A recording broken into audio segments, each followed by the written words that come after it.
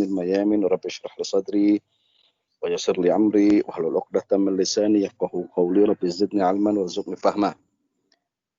Assalamualaikum warahmatullahi wabarakatuh.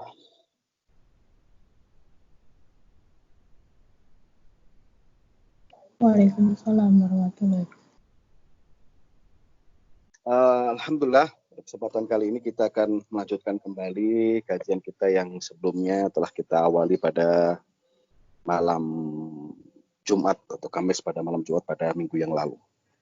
Hanya sekedar singgungan untuk merefresh apa yang bahas pada minggu yang lalu, saya akan mengulang sedikit apa yang menjadi poros bahasan di kajian kita pada malam hari ini. Berkenaan dengan fenomena agama, bahwa ada persoalan yang menjadi perhatian para ini yang berkenaan dengan fakta agama dan orang yang beragama. Sebelum berbicara kepada fakta orang yang beragama, para pemikir mulai memikirkan tentang definisi agama. Disebutkan pada pembahasan yang lalu bahwa ada dua jenis definisi terhadap agama. Agama didefinisikan secara inheren dan agama didefinisikan secara eksternal. Artinya, pendefinisian agama secara inheren artinya dengan makna bahwa melihat teks-teks suci yang menjelaskan tentang agama.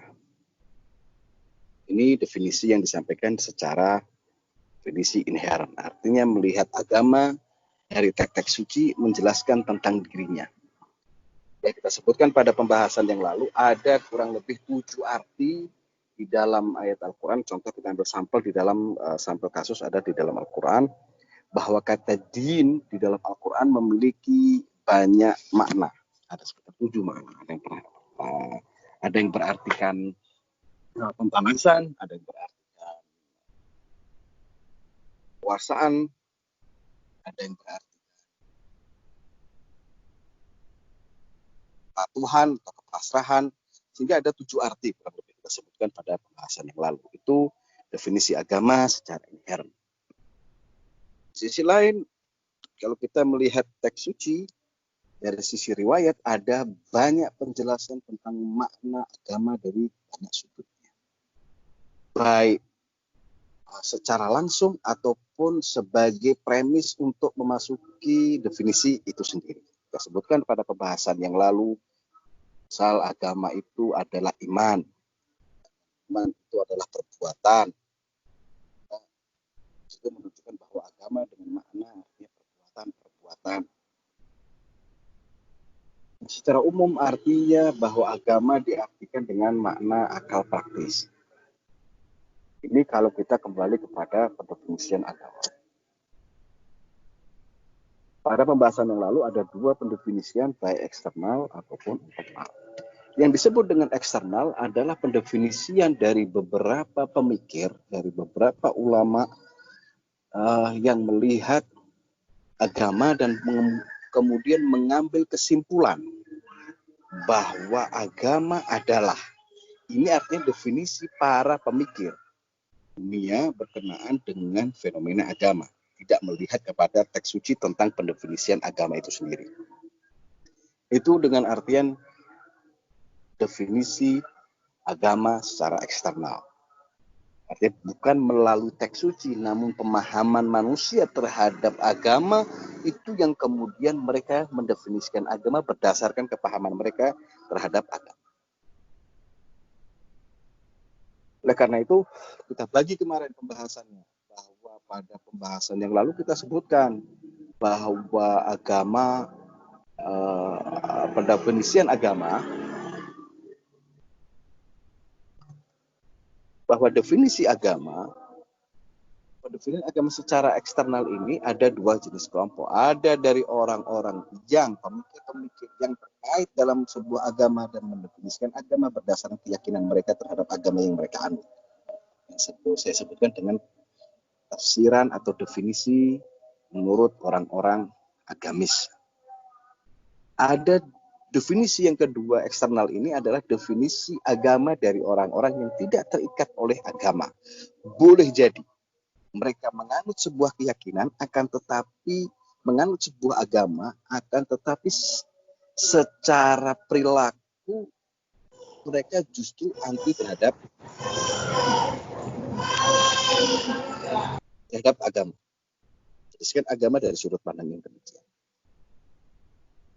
Oleh karena itu, ada kerumitan tersendiri dalam menerjemahkan agama, dalam memaknai, dalam memberikan definisi terhadap agama. Ini satu persoalan yang kita hadapi. Pada pembahasan kali ini, bahwa ada sebagian yang berpendapat bahwa gagasan atau konsepsi terhadap agama itu seperti halnya gagasan-gagasan ataupun konsep-konsep yang di dalam epistemologi disebut dengan gagasan-gagasan filosofis dan gagasan-gagasan logis. Ini pernah saya bahas pada pembahasan epistemologi pada beberapa waktu yang lalu. Namun nggak ada salahnya saya cuma akan mengulang definisi ini, apa pemaknaan ini supaya memudahkan bagi kita untuk maksud daripada beberapa pandangan di atas tadi. Kita ketahui bahwa manusia itu memiliki disebut dengan gagasan primer dan gagasan sekunder. Gagasan primer adalah gagasan yang diperoleh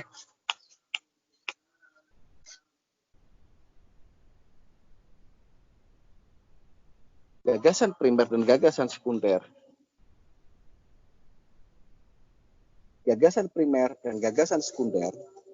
Gagasan primer adalah gagasan-gagasan yang diperoleh oleh manusia melalui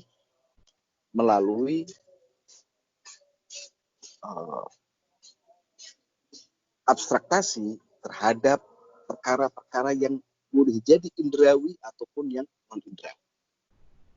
Contoh, gagasan primer yang dimiliki oleh manusia tentang definisi manusia. Definisi manusia diperoleh oleh manusia itu sendiri melalui abstraktasi terhadap beberapa sampel yang ada di alam luar, di alam eksternal, yang kemudian tersimpan di alam imajinasi. Contoh, saya memiliki gagasan tentang anggota-anggota yang ada di kelas ini. Saya punya gagasan tentang Bande, kita punya gagasan tentang Devi, kita punya gagasan tentang Yulia, kita punya gagasan tentang Dalian, kita punya gagasan tentang Sayyid Nyoman, kita punya gagasan tentang semuanya. Masing-masing dari gagasan ini terkumpul di alam imajinasi saya, di alam mental saya.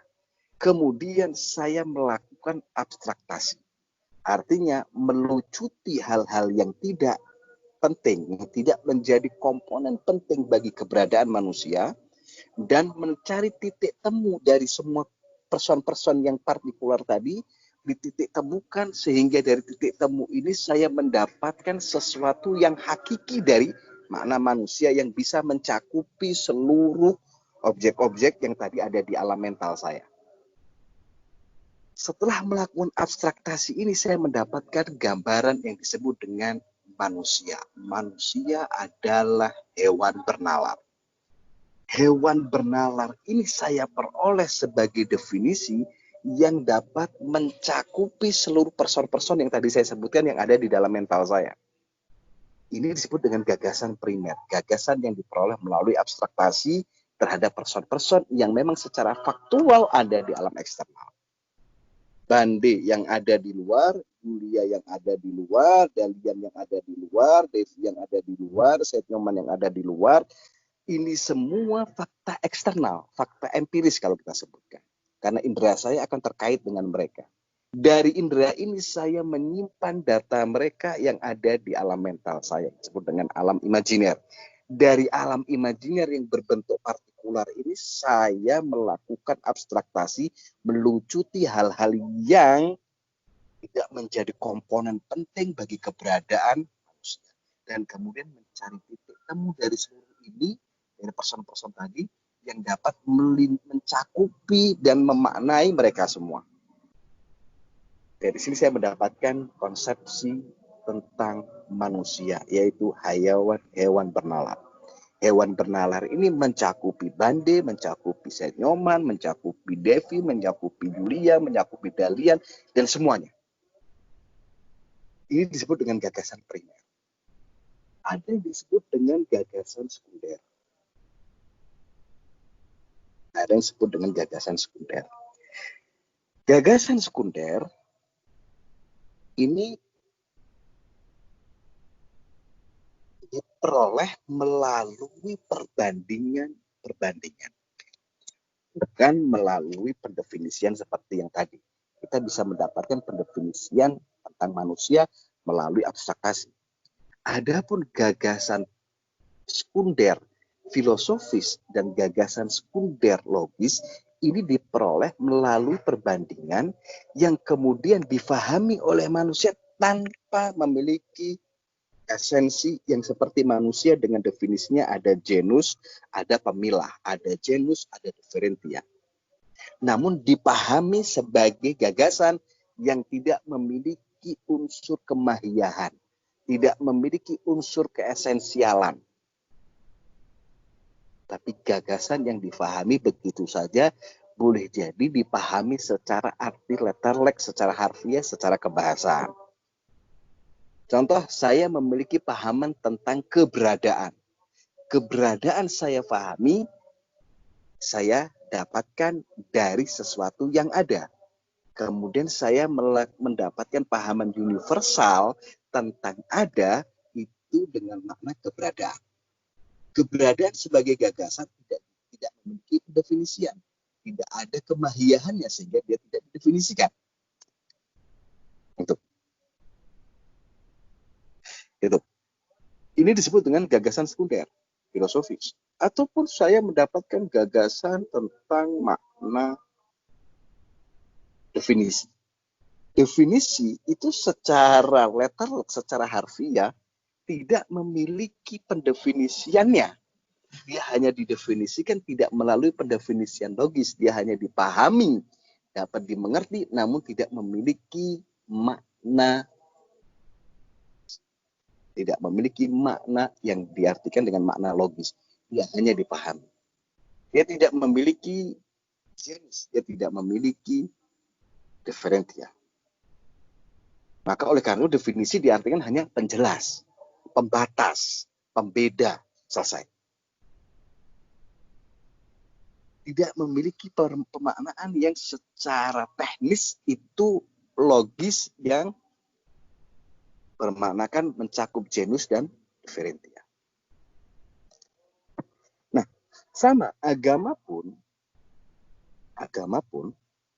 itu secara definisi tidak dapat didefinisikan dikarenakan agama itu seperti halnya gagasan-gagasan sekunder. Dia bukan gagasan-gagasan primer yang bisa didefinisikan dengan genus dan differentia.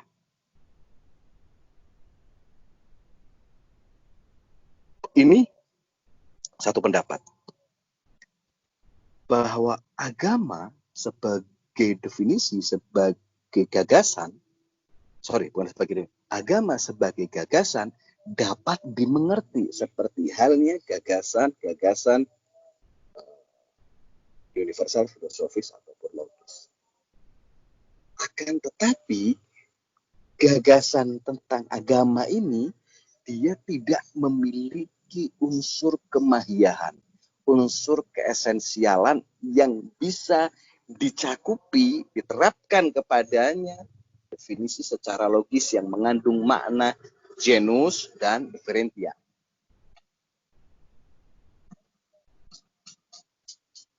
Seperti manusia disebut dengan hewan bernalar, hewan itu sebagai genus.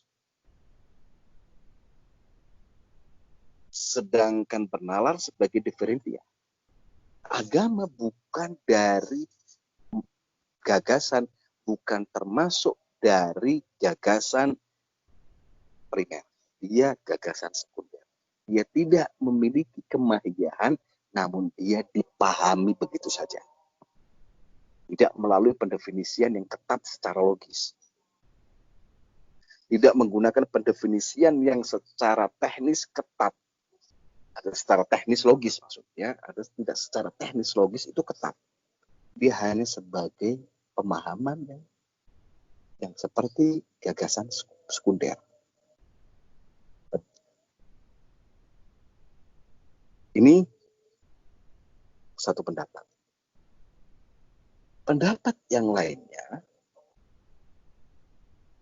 bahwa agama itu dipahami melalui sikap orang beragama. Agama difahami melalui sifat dari perilaku orang beragama. Artinya begini, bahwa sebagian punya pendapat bahwa agama itu bukan sesuatu yang real, dalam artian sesuatu yang real itu yang dapat disentuh secara langsung oleh manusia, seperti halnya manusia, objek-objek yang indrawi yang dapat disentuh oleh manusia. Agama itu bisa difahami itu melalui perilaku orang beragama, ataupun dapat difahami melalui atau dari orang-orang yang beragama, baik dari perilakunya ataupun dari pemahamannya.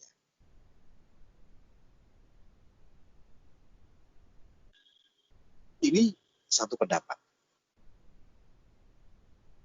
Contoh, ketika orang mendefinisikan agama melalui perilaku segelintir orang yang pernah hidup di satu masa, yang kemudian pada masa itu berkembang pemahaman terhadap agama menurut kepercayaan mereka yang terhitung ataupun yang tercakupi dalam hukum ruang waktu pada zamannya. Contoh, bahwa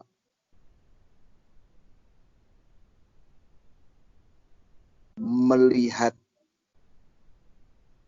sikap orang beragama yang cenderung memperhatikan unsur-unsur batin esoteris dari agama yang mungkin dikenal dengan mysticism, mistikan dalam agama, atau irfan ataupun tasawuf itu, kita memahami agama dari sikap orang-orang segelintir orang ini yang berkembang pada satu masa tertentu yang menjadikan agama itu hanya berpijak kepada nilai esoteris.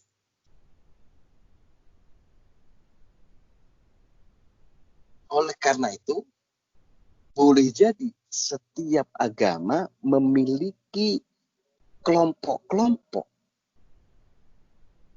penganut yang mendapatkan kecenderungan keagamaannya pada satu sisi dari agama itu, yang kemudian dari situ kita mendapatkan definisi tentang agama. Dengan kita melihat contoh pada kasus bahwa pernah berkembang satu masa bahwa esoteris agama, nilai batin agama yang menjadi prioritas, maka kita menerjemahkan agama adalah yang terkait dengan hal yang bersifat mysticism ataupun terkait dengan mistik, terkait dengan esoteris ataupun terkait dengan batin. Jadi agama itu adalah yang memberikan penjelasan kepada makna batin bagi setiap manusia. Definisi ini dipahami bukan karena melihat agamanya, namun melihat perilaku segelintir orang terhadap agama. Boleh jadi, tadi saya sebutkan, dalam satu agama muncul kelompok-kelompok yang mereka memahami agama berdasarkan perspektif mereka, membangun perilaku mereka terhadap perspektif mereka ini. Dalam tasawuf. Atau mungkin kelompok yang kedua muncul kelompok yang hanya memprioritaskan kepada sikap-sikap lahiriah yang diatur dalam hukum fikih. Contoh. Maka dari sini seseorang bisa mendefinisikan agama adalah aturan. Agama adalah aturan. Aturan-aturan yang mengatur dan memanage kehidupan personal ataupun sosial manusia. Ini definisi melihat sikap dari satu masa sikap tertentu. Boleh jadi kita juga bisa mengambil satu pemahaman lain. Dari sikap orang yang beragama ini, kita bisa menerjemahkan bahwa agama adalah keyakinan yang tidak terkait dengan sains. Atau agama adalah keyakinan setumpuk atau sekumpulan keyakinan yang berseberangan dengan sains. Pemahaman ini muncul dikarenakan kita melihat sekelompok manusia yang mereka itu beragama namun menolak, tidak mempercayai sains dan menganggap sains itu omong kosong. Ini definisi diambil dari sikap dan perilaku.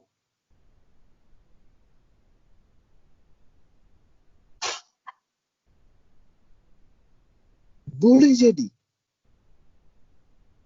pemahaman kita terhadap agama muncul juga dipahami dari pola berpikir, cara berpikir segelintir orang.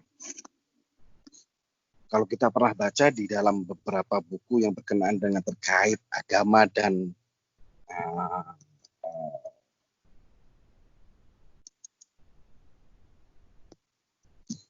terkait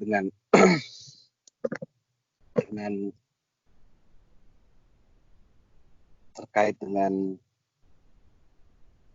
mazhab dan agama-agama yang pernah ada di muka bumi, maka kita melihat ada beberapa aliran ataupun aliran-aliran yang punah.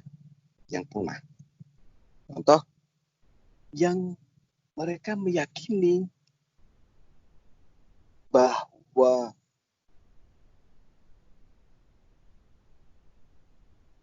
agama itu hanya ingin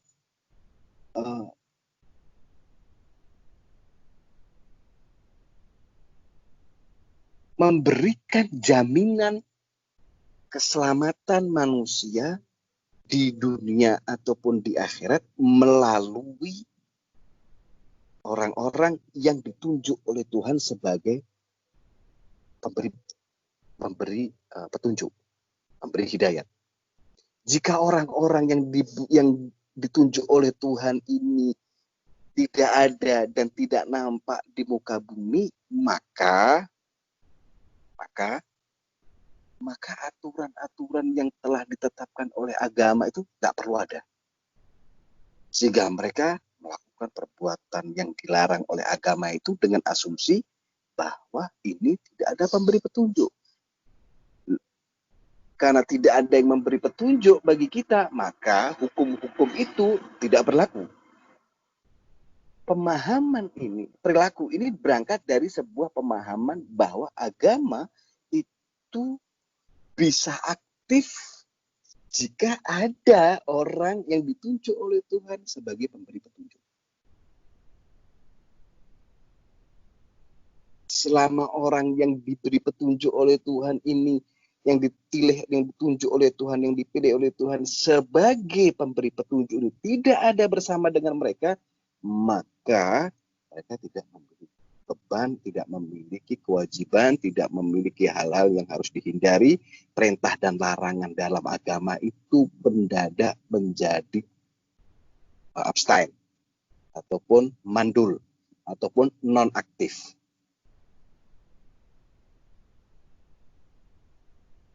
Kita bisa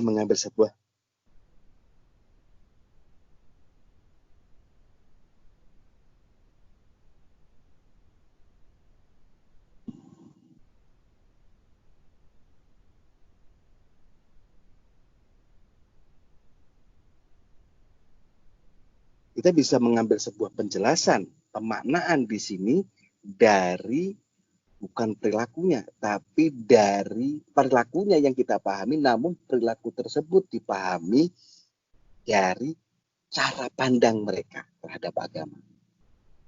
Sehingga kita menerjemahkan agama adalah terkait dengan petunjuk-petunjuk yang dikhususkan bagi manusia untuk menyelamatkan mereka di dunia dan di akhirat. Ini arti agama. Kita melihat dalam perspektif kita melihat perilaku orang beragama, namun basisnya adalah pola berpikir mereka. Ini. Oleh karena itu,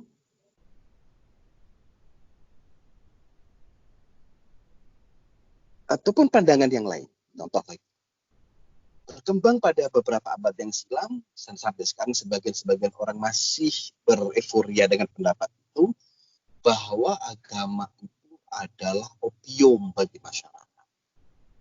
Agama itu adalah opium bagi masyarakat yang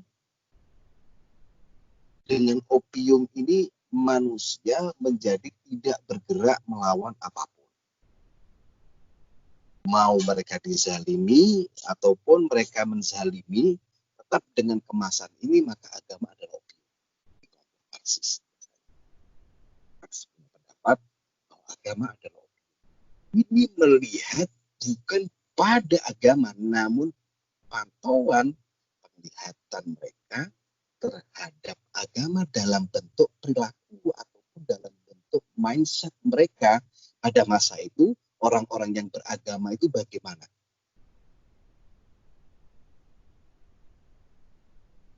Contoh. Kalau di era-era modern ini mungkin kita pernah dengar Ali Syariati sebagainya. Ali Syariati contohnya punya pandangan tentang agama itu adalah agama yang disebut dengan agama protes ataupun agama reaksional. Agama adalah protes, agama adalah reaksioner. Reaksi terhadap bentuk kezaliman. Ini contoh.